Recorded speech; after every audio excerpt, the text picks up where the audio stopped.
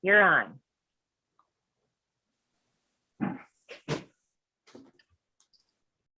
Are we live, Linda? Yes, we're live.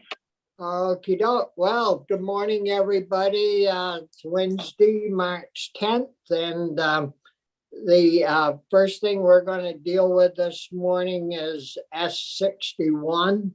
It's an act relating to agricultural land and use value appraisal of that. I believe with small, under small solar arrays, I believe.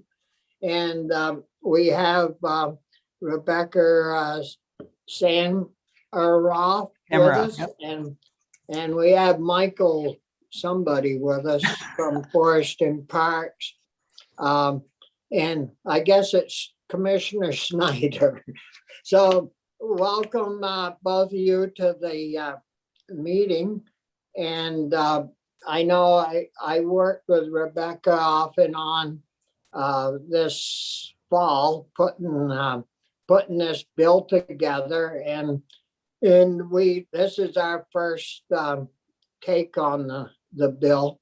I believe it's down in finance, maybe, but we'll deal with it. I didn't know, but if we decide to move forward with it, we'd tuck it in our miscellaneous ag bill or something, and if they aren't going to deal with it down there and move it down to them in that fashion. So I don't know, Rebecca, if you want to lead off and give the committee a little overview of the ideas that you folks had behind this, and Yeah, sure thing.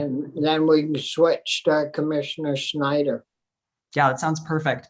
So yes, I'm Rebecca Samaroff. I'm the new Deputy Commissioner at the Department of Taxes. I started in December.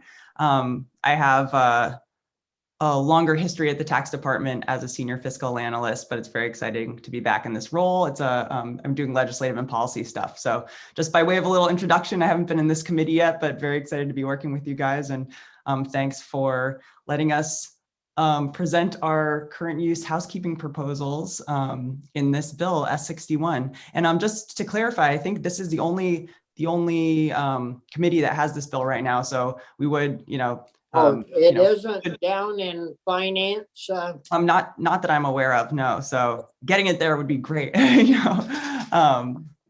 but we actually don't. None of these have revenue impacts or very de minimis revenue impacts. So I guess actually, yeah, probably a more appropriate vehicle would be the one that you thought about, like in a miscellaneous ag bill or something like that. But that's in your wheelhouse. I'll just let you know it's in here. There's actually two proposals in this bill that we think of as current use housekeeping, but of course, with current use, even housekeeping can get a bit complex.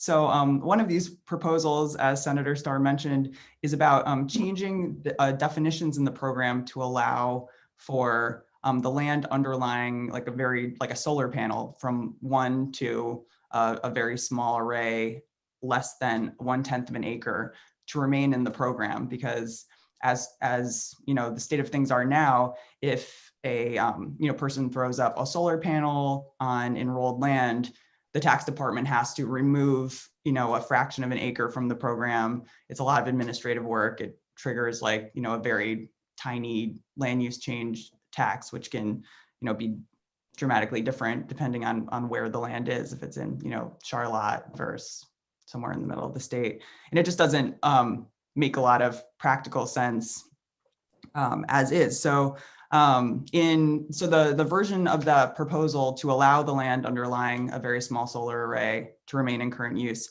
that the original language we proposed actually just discussed ag land, and we quickly realized that we needed to work with our colleagues in FPR to address an equity issue where this should be allowed on forest in a land enrolled as forest land. And I don't want to use the wrong technical term, so that's where I'll let Commissioner Snyder weigh in on this. But we've come to the committee today with a new recommendation for how to to frame this in the language to S61, and actually sent that to Linda, and it's available on the committee page. So as currently drafted, we changed the definition of agricultural land. And in this new recommendation that we worked on with our colleagues in Forest Parks and Rec, we're changing the definition of development instead. And by making the change in that area of the language, it can apply to both types of enrolled land. So Commissioner Snyder, I don't know if you want to clarify something that I don't know, talked unclearly over there, but this would be that. No, thanks, Rebecca. You did great, and that's exactly it. Ours is a very small piece here, and appreciate Rebecca and her team reaching out and being aware and wanting to make sure we didn't have an unintended consequences on the forest land category, and we don't. We support this suggestion for using as Rebecca described, using the definition of development to get at this as opposed to the enrollment category. And for it, quite simply, it works for us. We see the need, we're open to it, it's de minimis, and this is a intelligent way to go about it from our perspective. We support. Well, wouldn't that, I mean, if you had that little 1/10 of an acre, I mean, I can see where it'd be a nightmare chopping that out of the current use plan, but also, why couldn't you, have grazing for sheep or goats, or even, small animals could graze in under one of these things as well, couldn't they? Yeah, I think presumably that's the case. I mean, you've got the Deputy Commissioner of Taxes and the forest freak here, so I'm not sure we're equipped to speak to that. I would agree. They could. It would seem reasonable. I've seen it happen, and I guess this would allow that. It wouldn't prohibit it. It just means you don't have to have the agricultural or forest land use on this 1/10 of an acre. You could. So it's not saying you can't graze. It's just saying you don't have to. Yeah. Chris? Thank you. Rebecca, I've been looking into this and finance has, not this particular bill, but the issue more broadly, and finance looked at it last year because we were trying to make sure that the way we tax solar arrays broadly outside of the ag question is consistent, and developers, it's not always consistent. So help me understand something. As I understand, state law says if I put solar on my land, that the property value of that land is not allowed to really change. Instead, the property tax from the solar, which is of value, will be driven by the amount of production of that solar, the capacity, the energy. Right. So we have long ago figured out, because what has happened in some towns is that, you have your parcel, it was worth 200 grand, then you put solar on it. Now that's worth something as if it were a business. And the towns have said, oh, well, you're making a bunch of money here. Now your parcel's worth 350 grand.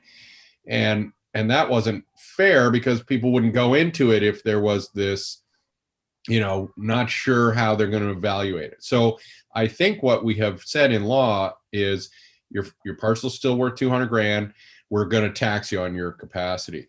So, so I just want to make sure I have that right. And the only clarification I'd add to that is that the uniform capacity tax applies to arrays that produce energy over 50 something. Right. No, 50 kW. Again, tax commissioner or tax deputy, and not super. I think that's right. Yeah. So and then solar capacity under that is just exempt, and that exemption is something that I believe originally had a sunset, and maybe the sunset was removed, and it's just for such small panels, like a couple of roof panels, I think the legislature has continued to let those remain exempt to Yeah, the incentivize under folks doing it, under not just 50 incentivize. is basically what you'd put on your house. Yeah, It's real exactly. small. So my question is this, and I've been looking into it, by the way, just as an aside, because I think we should be treating storage similarly. That's Mhm. now a new technology. So I'm working on language for that. That's just an aside.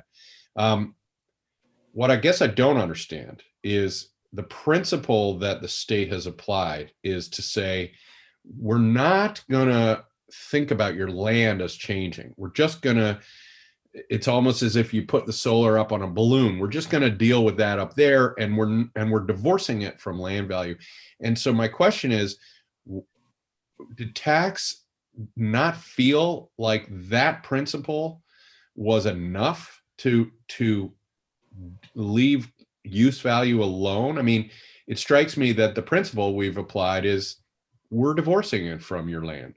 And so why is this really necessary? Do you not have that ability under your own, interpretive powers? Right. Yeah, I think that's a really great question. And what I'll say is that this has been flagged as an issue for, our legal staff that work on current use. So I think that, I know that the understanding now in the department is that there is not enough flexibility in the statute. And it could be because of, we need to look at specific statute around current use program and definitions like this.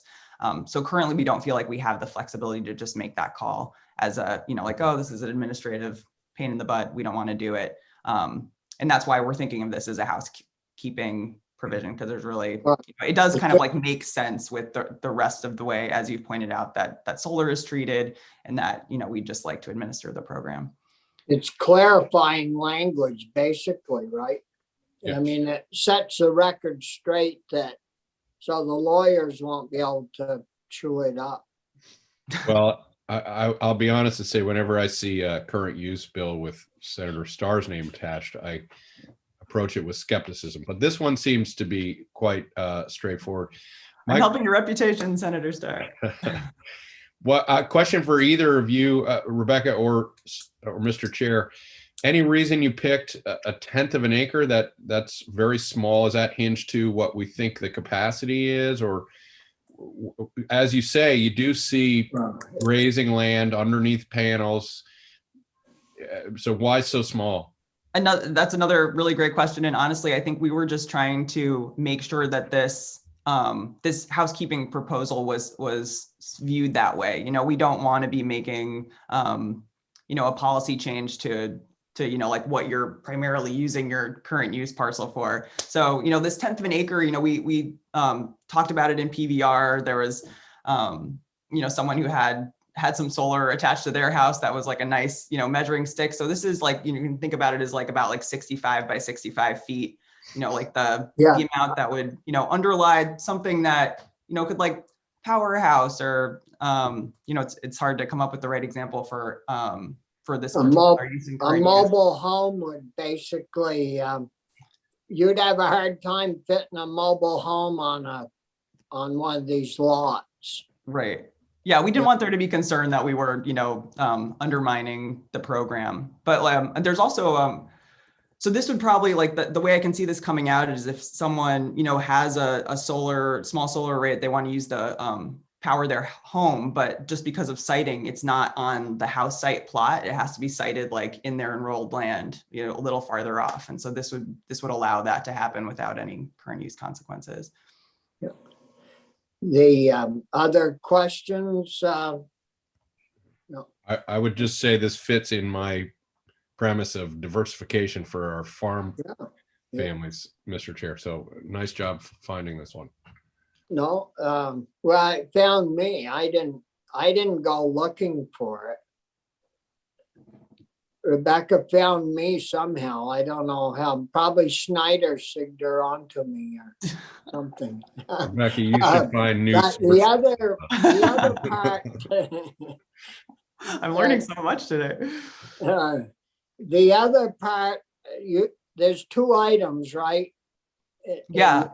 And we can move on to the second one. Just the one reminder I will say about this first one is that as drafted in S61 right now, we don't have this allowance extended to forest land. So we would ask that the committee or Senator Starr submit an amendment with the change in language and let Abby draft that up before, moving this on. And I'll Yeah. shoot that in an email afterwards just to make sure everyone has the language, but it's what Linda's posted online. So the second proposal is very much even more housekeeping. This is changing the current requirement for the current use advisory board to approve Yes. our forms every year. The current use advisory board is totally fine with this as well. They only meet annually. And so just like it creates just unnecessary administrative cyclical issue when, someone in current use is like, oh, I want to add line 6A to clarify something, or, we want to change the form design. We want to make it more intuitive, having to wait for this annual meeting of the current use advisory board when, they have plenty of actual things to do and, just generally approve the form every year. So both bodies agree that this would just be a nice administrative easing for us. Well, this particular issue, one of our colleagues, when she was in the House, got to be on a special committee for current use.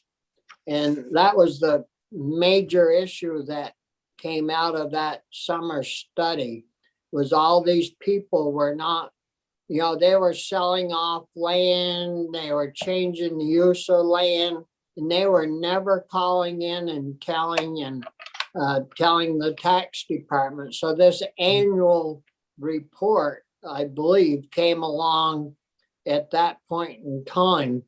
And did you put a 2 or 3 year reporting on that, Rebecca?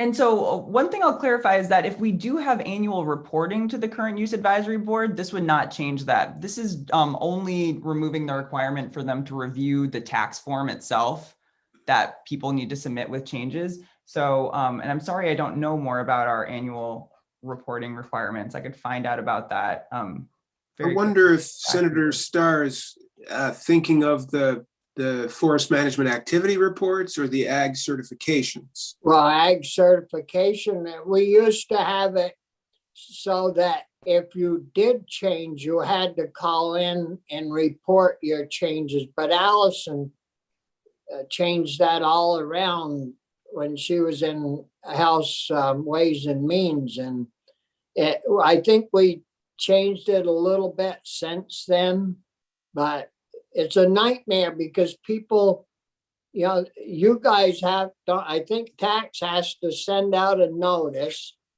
and then it gets put behind the toaster and the date runs out and it just causes a lot of grief. People get threatened. They're going to, have to take their land out of current use and I think, isn't this issue to straighten that out to some extent? This would be different.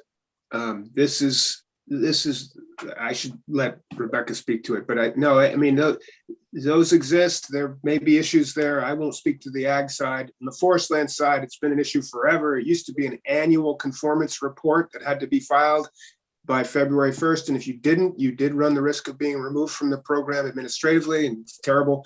That was then changed from an annual requirement to you only have to fill out this form and send it in to us, and we share it with tax when you have activity, which has its own issues. But those are separate from what's being proposed here, which is about the current use advisory board, which is the statutory board that establish the use value rates for ag and forestry annually and deal with that kind of oversee.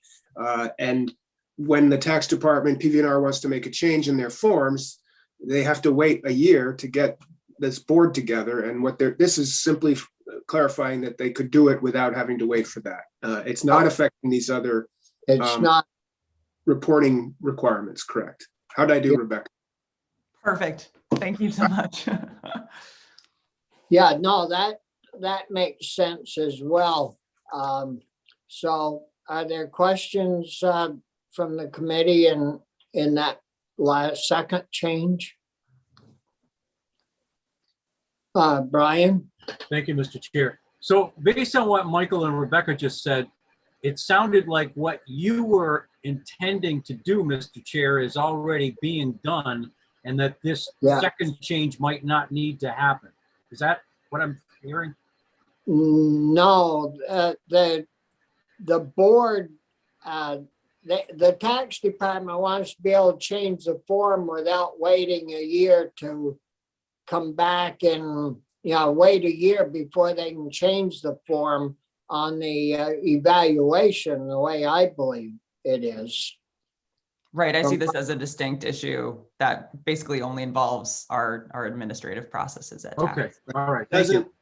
It doesn't directly affect any enrolled landowners in either category. Mhm. It's only indirectly in as much as Are the any of the rest of you getting cut out? Because I'm not hearing a thing. No, I think it's just you, Mr. Chair. You got to reboot, Bobby. I like that. Where his face is frozen, that looks good. Yeah, you're So lucky. I'm froze on your screen then. Yeah, but we could still hear every word you say. There you go. There we Well, I'm go. gonna be using some words that might be best for you not to hear if this thing keeps acting up. I suppose I should say, just for the record, just sort of a disclosure, I guess, that I am a member of the Current Use Advisory Board as an ex officio by dint of title, along with the Secretary of Agriculture. There are many citizen members, foresters, listers, farmers, but just, to be clear, I am and as such, I do support the proposal from PVNR, from tax. Yeah.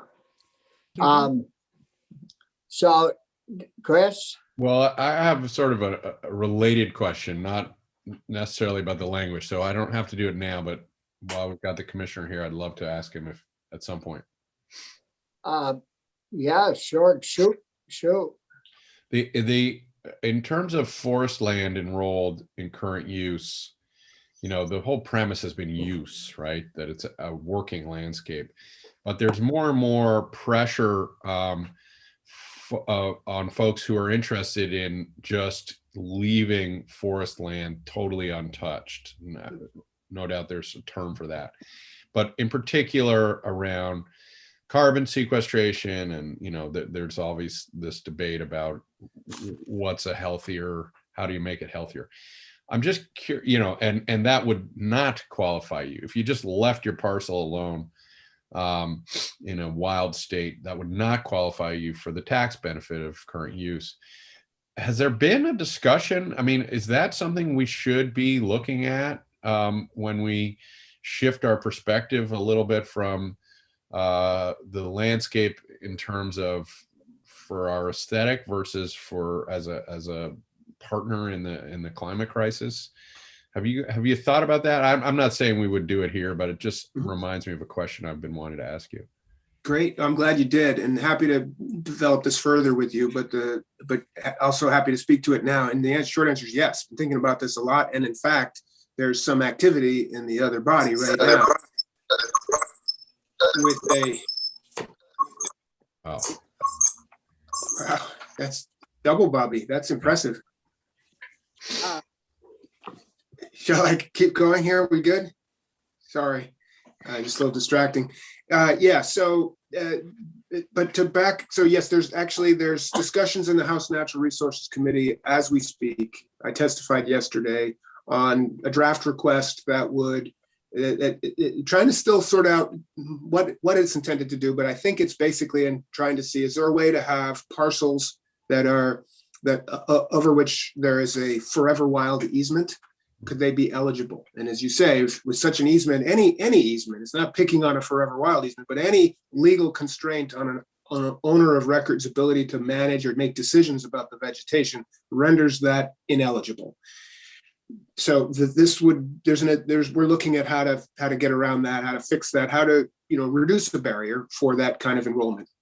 That said, I want to back up and make something very clear that's very important, is that, yes, the original conceit was this was for productive use of ag and forest land, and it should be taxed according to that current use of productive. So based on and that's what the Current Use Advisory Board does, is attempt to establish annually the use value rate. What is the economically productive capacity per acre for forest land in that use? and that's what you get taxed on. That's been the original, and it's been a really important thing for a long time for a lot of reasons. And then in 2008, when I was a county forester, worked with a team of folks that led to some legislation to create a new eligibility category within the forest land for what we termed ecologically significant treatment areas, or ESTAs, as we call them. These are old forests, wetland forests, natural communities of statewide significance. There's a handful of these. And that if you meet the criteria, kind of the ecological criteria, then you can enroll those in current use forest land and not have to manage actively for timber. You still need to have a plan to protect those values that are important, but you don't. So we've actually already created that. Early in my time as commissioner, we eliminated the cap that had originally been added to that provision of expanded eligibility. So long as there was a minimum of 20 acres of continuing forest management on the parcel. So we have created that, and I'm quite proud of that actually. And we have enrollments for these special places, riparian areas. And so there is now, unlike the original, there is an ability for forest landowners to enroll portions of their land that qualify and not have to manage them for timber output. What's more, we, under existing authority that the commissioner has to establish the standards for the program, I have recently proposed an expansion to the old forest category to allow forests that aren't quite old yet, but are trending in the right direction and have the characteristics building towards complex old forests to be allowed. So just expanding the definition of old forest to allow increased eligibility. All of this, Senator Pearson, I am offering is by way of suggesting that, yes, we have been thinking about it and evolving and adapting to the importance of, as we learn, of the multiple benefits of forests and their functions. So that's happening. And now we're working with the House Committee on helping get to a place where we reduce the barriers for those enrollments. And what's the appropriate mechanism that can be practically implemented, that's not expensive, that won't make the colleagues at tax heads explode when, as we try to, easements are complex, they're 70, 80 pages. I am quite familiar with many, and with lots, and they differ from parcel to parcel, and they can differ among acres within a parcel. So there's a lot of details there, but it's not quite that simple, but we're working towards trying to provide that. And I'll finish with this. It is a very big policy question on the kind of the original concept of working lands. And as important as they are, I would just encourage, as eager as I am to adapt and find the right ways to maximize the accrual of public benefit from private lands that we enjoy, these ecosystem services. I would just say, let's not throw the baby out with the bathwater. It's been enormously helpful, and we want to be careful with that, even as we look to kind of modernize and expand what we're kind of incentivizing and protecting. Thank you. Appreciate the overview. You bet. Bobby, we muted you when you came on. It was getting a wicked amount of noise. That was nice of you. I switch machines. So maybe I won't drop off now like I was. No, current use has probably been one of the best land use proposals that we've done in Montpelier. And I don't know, Henry Carse got it started for forestry. I think it was the term before I started in '78. It was. And then when I got there, my farmers, they wanted to get dairy in on it and ag land. And Henry had that pretty well sewed up, so they couldn't get in. But we changed it to allow ag land in. And I'll tell you, if we hadn't have had current use, we would have a lot less good ag land and forest land in our state. I don't know if you, Michael or Rebecca, do you know about how many acres we have in current use at the present time, or Yep. any of those numbers? You've got that? Yes, we have just about 2 million acres enrolled in forest land. And what is it, 300,000 acres in ag land. I think there's 2.3 million acres overall, and the vast majority is in forest land. Yeah. 16,000 parcels. I'll speak to the forest land category. 16,000 parcels, 1.9 something million acres at this point. It's significant. We heard testimony yesterday from environmental groups and some biologists saying it was impressive. They said it's by far the most important and consequential conservation program in their state's history.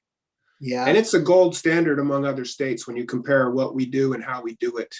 And holding the towns harmless since Act 61 or Act 60 is really something else. You know, that, and full disclaimer, I have forest land enrolled in the program. I also have a conservation easement on my land held by Vermont Land Trust. But the town, you know, I pay significantly reduced tax because of my activity and stewardship, but the town is held harmless. We're all sharing in that. And it's worth a lot to the town to have that in current use. It's, you know, growing better timber or growing better crops or good crops. You know, you travel over to New Hampshire and you see these farms that grown up to brush and stuff. I don't think they have a program anywhere near like what we have. What about, Michael, maybe if you know the numbers, how many acres did we have extracted from current use in the past year or two? Do you have any idea on that? No, that one, it's the PVNR produces an amazing report every year with lots of data. So perhaps we can get that for you folks to have access to, which includes all those kind of, you know, trends and changes. It's really impressive. A lot of data there. Yeah, I'm happy to follow up And I on don't off the top of my head, I'm sorry, I don't know the recent figures. Since we changed the land use change tax, the penalty, it's much more significant now, eliminating the pro rata approach. It's now development, any development, which can include cutting contrary to your plan, subdividing, et cetera. The tax is 10% of the fair market value is established as a standalone, not kind of prorated by the total acreage. It can be very significant. And I think that's had a deterrent effect. Because the other members hear this too, but every now and then, you know, we'll hear something, well, we're losing all of our land, you know, it's disappearing, it's being sold off or being developed. And I, you know, of course, I'm up here in the kingdom. You don't see a lot of, you don't see or hear of a lot of land being taken out of current use and being developed. And, you know, I think sometimes they blow smoke trying to get stronger laws in place to prohibit or to slow down the sale of land. But do you see a lot of that, Michael? A lot of land moving out? No, I don't think so. We have increasing enrollments. Enrollments continue to rise, though this is really interesting when you tease it apart. The number of parcels enrolled in forest land is increasing. The number of acres is increasing, but not at the same rate. The number of parcels are increasing greater, and that's largely reflecting that it's possible, at least, to take 100 acres, one enrollment, subdivide it into 25, and they're all still qualifying eligible parcels. And now you have 4 parcels for the same 100 acres. So there is continuing enrollment increases, I go this way, but the two lines are one is much increasing at a higher rate, the number of parcels versus the number of acres, but both are in fact rising, as opposed to parcels being removed. We have a few adverse inspections, as we call them, because we have a responsibility to follow up and make sure folks are following their plan. It's a statutory requirement for us to do those inspections. And on occasion, we find that someone did cut when they shouldn't or where they shouldn't have or how, and that's development. That triggers the development penalty. We file an adverse inspection, and we get a handful of those each year, only a few really. And then we have a process that we investigate, look into it, and there's an appeal process that comes to me, and eventually sometimes I say, you know what, that was just accident, mistake, misfortune, and we're gonna let that one be and try to mitigate and maybe fix what went wrong. But when not, then we find that no, it needs to be removed. The lien remains. Remember, there's a lien recorded in the land records for all enrollments. That's the state's hook here. They are removed from the program. They go back to ad valorem taxation, and but the lien remains, and they pay the land use change tax for the developed portion, and that's a lot. Beginning with losing the benefit, the equitable tax treatment, and then it goes from there with the added penalty. Weren't you the commissioner that took on Weyerhaeuser?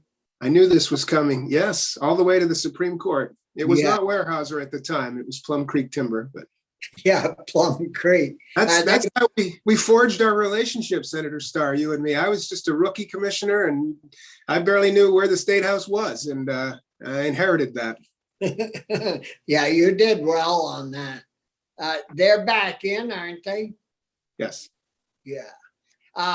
You know what causes some of that division in the additional parcels, I think, is like in my family, you know, we got thousands of acres up here, and it used to be my dad and my granddad, but now, you know, there's other cousins involved, and so as you lose generations, that land gets divided up amongst other family members, so the ownership of it, and so then you divide up, you know, into smaller parcels. I think that occurs in a lot of families, and as you move forward, of course, there's going to be more parcels if there's children that come along. But that doesn't mean that it's being chopped up and sold off. It's just being divided up amongst family members in a different proportion. Are there other questions for Rebecca or Michael? If not, Rebecca, we'll get that change made in that amendment to the bill. We'll do like a draft 2 or 3 or whatever to get that fixed, and we'll you know, move. I believe the committee seems to be in support of it. We haven't taken a vote or anything, but we'll get that moving, and as long as I think we'd be better off to send it out in a package, because it's a pretty small part, and we'll load it into the miscellaneous bill and move it with that, you know, sometime along. Did you folks have any other questions for us? That sounds great. Thanks so Yeah. much. Thank you. Michael, I don't want to ruin your day, but we're going to move that 5 million for your parks to ag this afternoon. You just ruined my day, Senator. Well, thanks a lot, guys, for coming in and for the you know, I think that's a good improvements to the law. So thanks again, and if you have any questions, I'll have Linda or the draft person, Rebecca, send you a copy of the rewrite so you can double check it and stuff. Thanks so much. Yeah.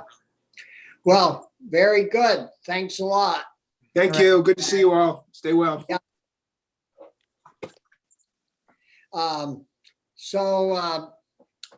Anthony, I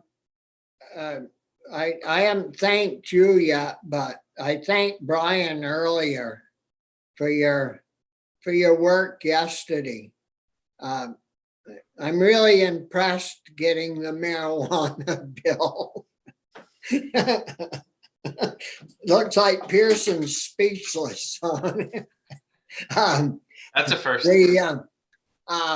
But last night at our chairs meeting, both Senator Sears and Senator White wanted us to take a look at the material that I guess you folks in government ops and your chair there and the chair of judiciary had questions in regards to small plots of marijuana being grown on ag land or something.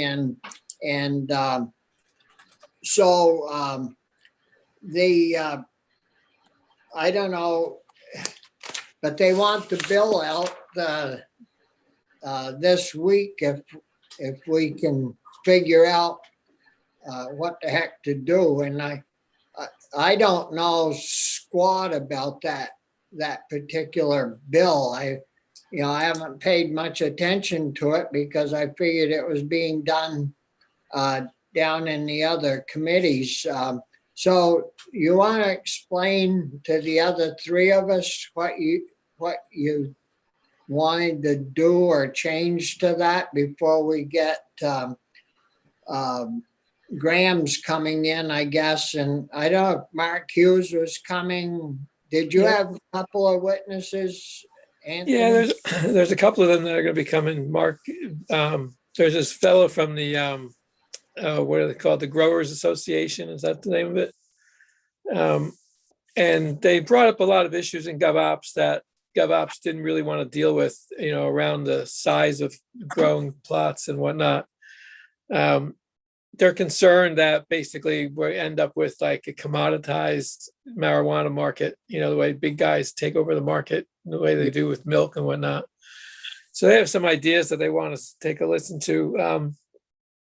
I'm really not sure like what we're going to do about it, to be perfectly honest. I mean, because we've only got today, because the bill's got to move before crossover. So my guess is that what we want to do is listen to what they have to say and think about whether or not we want to make a couple recommendations back to the judiciary or GovOps to like try to move forward on some of these ideas. Because I don't know, I mean, we're only going to be able to do so much. Well, why haven't we gotten until Friday? Well, they want to move the bill out on Friday. Yes, we have until Friday. That's true. I think that Jeanette said yesterday that she wanted the GovOps committee to vote it out on Friday. Well, we're not actually voting it out either. right, It's a judiciary bill, okay? right. So the parts that had more to do with government operations and agriculture, they wanted those individual committees to just take a look at it and make recommendations about whether they should change anything by amendment to the bill. But it's a judiciary bill. It's not a GovOps bill, and it's certainly not our bill. So we're under no obligation necessarily. But when we began to talk, for instance, with Graham about the size of an operation, a very small local farmer growing, they want to put restrictions in about what that scale should look like, whether it's an acre thing or whether it's a yield. And so, I'm not clearly understanding everything either. So that's why Jeanette felt that it would be better for us to at least hear from Graham and then make a decision about whether we wanted to, send a recommendation back to her.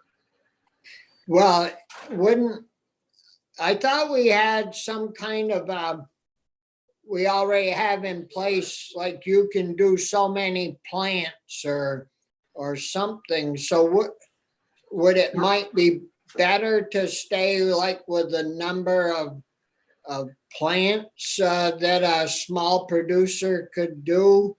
I mean, it's pretty easy to go in and count the number of plants. Yeah, there are tiers set up already in the existing legislation, which last year was S54. So there is kind of a weird intersection between what does scale mean and what do tiers mean. And I'm hoping that Graham can clarify that a little bit for us. We just felt like we could at least give them a chance to explain it. That's basically all we wanted to do.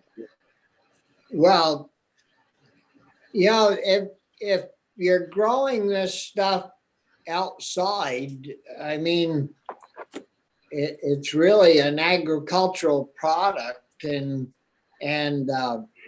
but I don't, what about the rules and the regs and getting tested and all that good stuff? Sears got that all set up? Yeah, he didn't bring that up at all with us yesterday. No, Chris? I just point out that the Senate in our original S54 had cultivation as an agricultural activity. And so part of, you know, I'm glad to listen, glad to consider it on the merits, but the fact is we're not the impediment to what I think people want.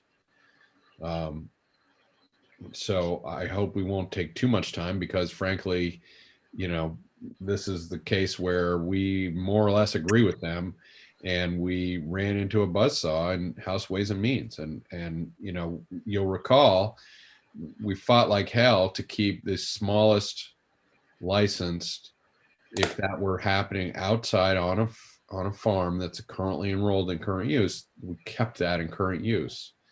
That was like, it was really hard to get that. We're talking about a 1,000 square foot, I think, plot. I mean, it's tiny.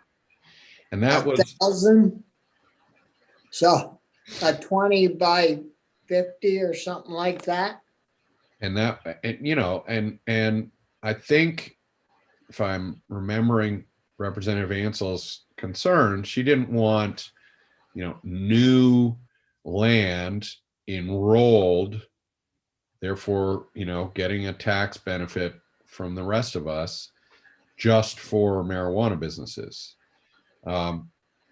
You know, that was where she was strong. You know, I mean, I'm sort of more interested in strengthening the ag industry, but anyway, my point is it's a bit fruitless for us to pound our head against this wall, in my opinion.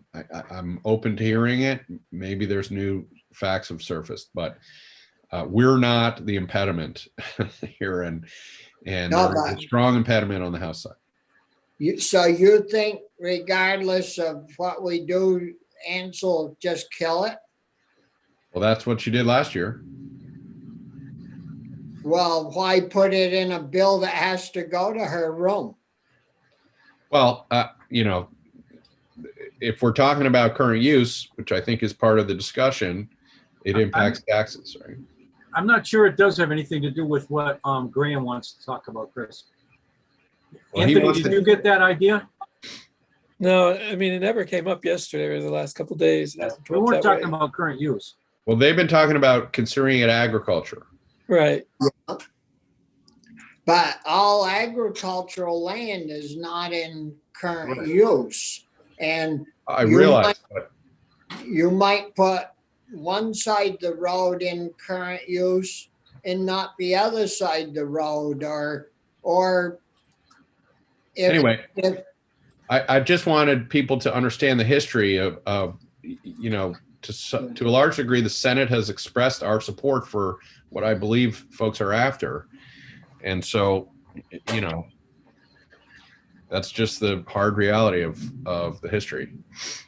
So if that's her big hang up, why not, if we can draft something up, I'm sure Michael could, why not just say that you cannot be in commercial, you can't be in the commercial line of business with marijuana and be in current use. They'd have to extract out that, I mean, that little bit, which is way smaller than what we just talked about for the solar array. You know, Right. that's 4,000 square feet, 4,200. But anyways, what time were they coming in? 10:30. 10:30. 10:30. So, 10:30. Oh, not until 10:30? Right, we thought this other thing was gonna go longer. Well, yeah, we thought it might go longer, but it went really, really well. Before we get away from it, do you think the plan to put that we just talked about, S 67, is it 67? I think so. 61. 61, load that in the miscellaneous bill when it comes over? Is that Sure. agreeable with Yeah, you? that probably works. Yep. Yep, So, so that's what we'll do with S 61. This 54, who does the drafting on that particular bill? Michelle Childs. So I don't think she's scheduled to be with us. No, she was No, in she said- another, yeah, go ahead. well, she said she couldn't be here today.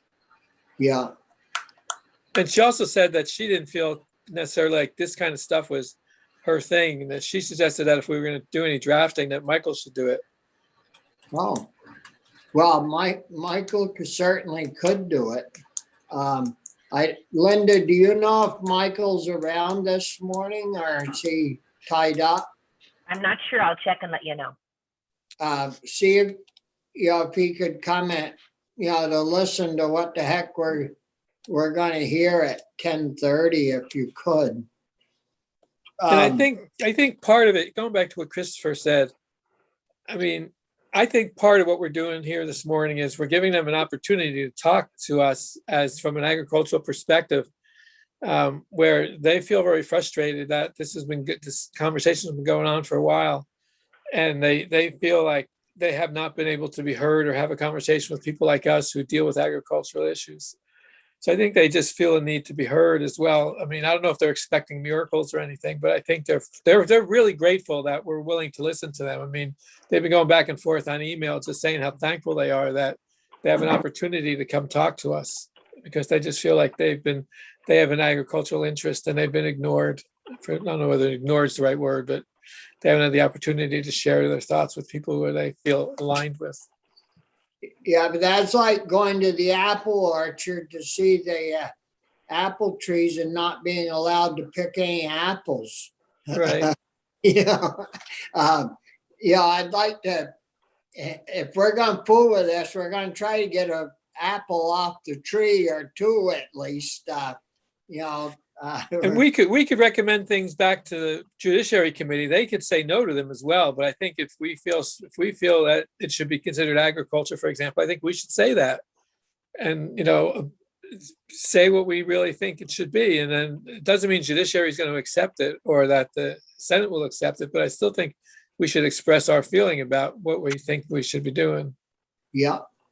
And what about Chris, getting back to your thing about diversifying, why, if you had, if you were a veggie grower even, and you had a small piece of your property that you grew this product on, why couldn't you make a little money selling that stuff maybe, and it would subsidize your family or the rest of the business, or there must be a profit in that, or people wouldn't be doing it. I think there's significant profits, and that is the premise, and that is the what we're set up, and we've set it up in a way that attempts to spread it out. I mean, we have the some have said we have done more than others to democratize it, to make sure it's not concentrated in a few big facilities. Where you intersect with ag policy is tricky. As we know, there's a lot of benefits to be considered a farm, and people are leery about, a lot of cannabis is grown indoors, and, do you take a warehouse in downtown Milton and consider that ag land? No. I think there's a reasonable question there. I don't think that's what we mean to do. And so where do you draw the line? I mean, these are, we also enacted this bill 5 months ago. I mean, you know, we don't have a single plant in the ground. So, you know, we should look at it. We'll have a robust discussion. But historically, we've been much closer to where these folks are than our counterparts on the other side. And that's just, Also, Yeah. in terms of the delay that you mentioned, you know, it's been 5 months, whatever, but there's no cannabis control board yet. So theoretically, some of these things we're talking about should be decisions that are made by the Cannabis Control Board or the advisory committee that's being set up. You know, in GovOps, we basically yesterday we decided that that the Cannabis Control Board has to be in place by such a date. I think we were talking like April 1st, which is totally impractical. You know, in terms of the fact that they've been nominated, and actually, I think the governor's office said, somebody told us yesterday that they were starting to do interviews for Cannabis Control Board members, but there's an advisory committee that has to be put together as well. So the advisory committee would advise the Cannabis Control Board on some of these questions, but none of those things exist yet. So, I mean, it could be that with some of these questions that we're being asked to deal with, that maybe they're not decisions that we should make, but that we should recommend that the Cannabis Control Board, you know, delve into these issues with the support of the advisory committee. But, you know, I'll be amazed if they're in place by the end of April or end of May. It just seems like it's been dragging on a long time. well, So Chris, you think the law is pretty clear that if you're a small grower, you can only do 1,000 square feet? yeah, I want to say it's 1,000 square feet. So there's the kinds of licenses you apply for, right? And the smallest one is 1,000 square feet. And that was really a nod towards the idea that we want a low barrier of entry so that people without a lot of resources could get in. So you don't need big capital to back you, kind of thing. And, you know, that'd be a good little business, 1,000 square feet, but it's not, you know, you're not Magic Hat kind of level of profit here, but it's an entry level. Then there's another tier, and I forget where they are, and one even beyond that. In terms of, you know, how we think about whether or not it's agriculture, basically the House didn't want to go there at all. And we fought for, in conference committee, you'll remember I brought this to you all, to just say, well, these little operations, if they're outside, you know, back to the diversification, if a niece on the farm says to the owner, you know, hey, I'd like to try this. I think I can make some money for us and help diversify, help us, you know, whether it's a vegetable farm, dairy farm, whatever. And then she has to say, but we'll just need to unenroll this half an acre. You know, that conversation's not going anywhere. So we fought hard on that one and succeeded. It doesn't carry the other benefits of being considered agriculture in terms of, you know, local zoning and stuff, but at least it carries the tax benefit. So this has been a real part of the discussion, and you know, we passed this law with a Speaker of the House that was opposed, with a governor that was more or less opposed. So we didn't get everything that we all wanted, and you know, folks in the community that wish it was better, you know, that's, of course, they're right, and good on them for coming and asking for more. But sometimes I get a little frustrated with them coming to us because we've been sort of sympathetic, and they leave the people that are really in the way alone. And I just don't understand that as a strategy. Isn't that always the way? What about, you don't recall what the second tier looks like as far as size? I mean, we could ask Michelle when she's here. Michelle Childs would know that. I don't remember. Do you guys remember that? Anybody else? I just remember that there was a lot of emphasis on the little plots. But how many square, don't you have to be like 4 feet or 6 feet apart with these plants to grow them or something? See, this is I where don't we need remember. Rogers. Yeah, I don't remember. Yeah, Rogers was a pretty good resource for this. Well, he Well, forgot and- to get his paperwork. in, Yeah.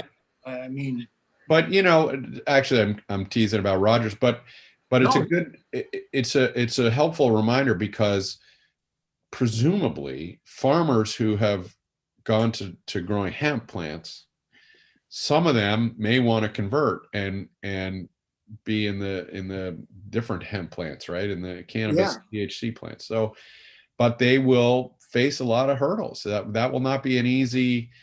It's not as easy as just making that switch because of some of these regulations. But and have you guys talked about location? Because, you know, we heard earlier, I think that if you were growing hemp and you had a marijuana grower too close to you, you'd get cross-pollination. So do you know if there's regulations on that in place, or has anybody talked about that? I mean, that's sort of the same dynamic you have with the organic and conventional corn. The for instance. corn, yes. You know, I don't know that we got to do that in regulation, but presumably the Cannabis Control Board would look into that, and the actors themselves would look into that. There's not, the vision, as I understand it, is unlikely to be big grows outside, which is No, concern it'd for be- me in other ways. But so I think you're more thinking about more likely to see that as a concern with the artisan growers. But that's such a small plot that I don't know. It seems to me the Vermont scale here is that they're going to know what their neighbors are growing and be able to work together and figure that out. Because what about, you know, the government, USDA gives away hoop houses to farmers. What about growing like in hoop houses? Do you know if that's allowed for these small plots? Yeah, there's no prohibition. It has to be secure, right? So there's a theft concern, and we don't want the neighborhood teenagers to be able to go get them. So there's a theft concern from the owner, and there's a public sort of exposure concern. So they have to be secure, I think, is the law, just like it is with the personal growth. But I would guess if you had a fence and then a hoop house, you're fine. I mean, I was at a hemp facility in Charlotte, and it was a massive greenhouse. And they had some hoop houses as well. So for sure, that is an opportunity that, you know, different growers could take advantage of, I believe. Well, if USDA is promoting hoop houses, they got to grow something, you know.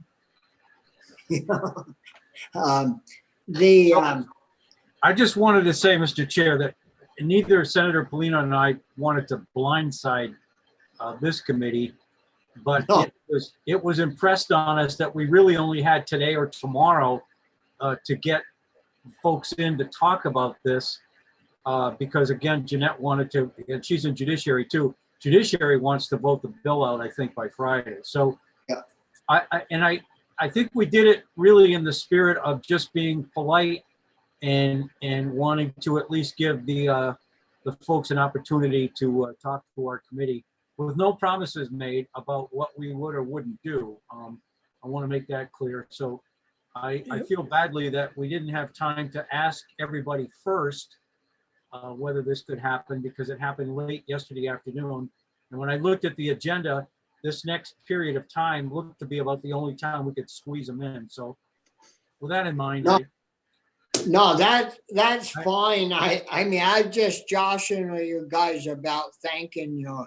I mean, ag issues we should deal with, but nobody has said anything about, well, hey, Star, you know, this is an ag issue. You ought to look at it. And when they brought it up last night, I said, well, it's kind of late, but I said, sure, we'll take a look at it and give people an opportunity to come in and be heard, because we got, some time here today and again, even tomorrow, I think we could crowd in a little time if we needed to. Thank you for covering for us. Hopefully Michael can come and we might be able to get something drafted up and we'll ship it down to Sears, and hey, if he likes it, fine. If he don't, still fine, Did you guys want to grab a coffee or anything before Graham gets here? And That'd be great. Thank you. Yep. We could take 10 minutes and Okay. Linda, have you been able to reach Michael?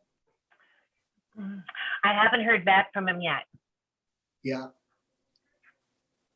Well, hopefully he'll be able to make it. So we'll grab a coffee and get back with it All right. What time are we back? for 10 minutes or so, Okay. 5 or 10. And I'll give you an update on school lunches after Senate. We had a pretty good visit last night about that as well. I think our bill's gonna roll. I'm glad to hear that. Well, freaking French, he wasn't very straight up with his answers. Like you said, that he was next to lying. Yeah, I mean, we got it down to 5 million a year to start. From 23 divided over a 5-year period, and he's in there talking 50. I mean,